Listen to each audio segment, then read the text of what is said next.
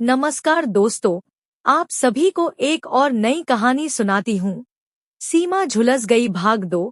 कृपया हमारे चैनल को लाइक, शेयर, कमेंट्स और सब्सक्राइब कीजिए। सीमा के शादी को 5-6 साल हो गई है। उसके पति चेन्नई के एक सॉफ्टवेयर कंपनी में नौकरी करता है और पति पत्नी का एक छोटा सा परिवार है। अभी तक उसके घर में किलकारियां नहीं गुंजी है, मगर सीमा यह सोचकर बहुत खुश है कि कोई बात नहीं, 2-4 साल और आनंद कर लेंगे। उसके बाद कोई बच्चा हुआ तो ठीक है, नहीं हुआ तब भी कोई बात नहीं, कुछ और देख लेंगे। और वैसे भी नहीं हुआ तो कोई फर्क नहीं पड़ता। दुनिया में ऐसे बहुत से हैं जिनके बच्चे नहीं होते तो क्या फर्क पड़ गया। अब जमाना बदल चुका है। आजकल 40 साल से पहले लड़कियों के शादी ही नहीं होती। उस हिसाब से देखा जाए तो मेरी उम्र तो अभी 40 साल ही है। मेरी माँ कहती है, अगर जल्दी बच्चे हो गए तो मैं जल्दी बूढ़ी हो जाऊंगी, मेरी सेहत टूट जाएंगी। मुझे तो और भी 20 साल तक जवान रहना है। ऐसे में ज्यादा चिंता करने की आवश्यकता ही नहीं। ऐसे में सीमा का नटखटपन और उछल कूद में किसी प्रकार का कमी नहीं आई, जिस पर उसके मायके वाले भी बहुत खुश है कि हमारी बेटी सीमा पहले की तरह अब तक भी नटखट सी है और हंसमुख है तथा बहुत से गपशप में व्यस्त रहती है। ऐसे तो आजकल हर किसी के जीवन में एकाकीपन खत्म हो गई है, क्योंकि एक तरफ जहां स्मार्टफोन के जरिए सभी लोग स्मार्ट हो गए, वैसे 24 घंटा सीमा अपने मायके वालों के साथ मोबाइल कनेक्टिविटी में एक्टिव रहती है, जो उसके पति विराज को भी पता है, मगर अपने पत्नी को खुश रखने के लिए कभी भी किसी प्रकार की टिप्पणी नहीं करता।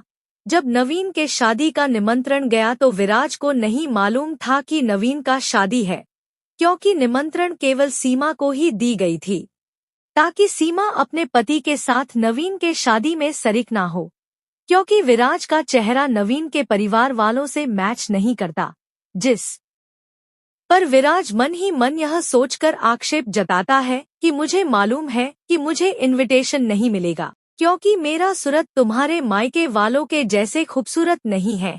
अगर मेरा भी चेहरे पर ग्लिटर्स होती तो मुझे भी इनविटेशन मिल गई होती, मगर विराज खुलकर अपने पत्नी से कह नहीं सकता, क्योंकि कहीं सीमा रुष्ट हो जाएगी। जैसे कि भगवान शिव शंकर जी के साथ देवी सती के शादी के बाद सती के पिता दक्ष राज जी यज्ञ के आयोजन किए थे, मगर उस आयोजन में भोलेनाथ को आमंत्रित नहीं किया गया था। विराज पत्नी सीमा को नवीन के शादी में जाने को लेकर टोकने की बजाय परमिशन दे दिया, यह सोचकर कि अगर परमिशन नहीं दिया तो घर में तूफान मचा देंगी।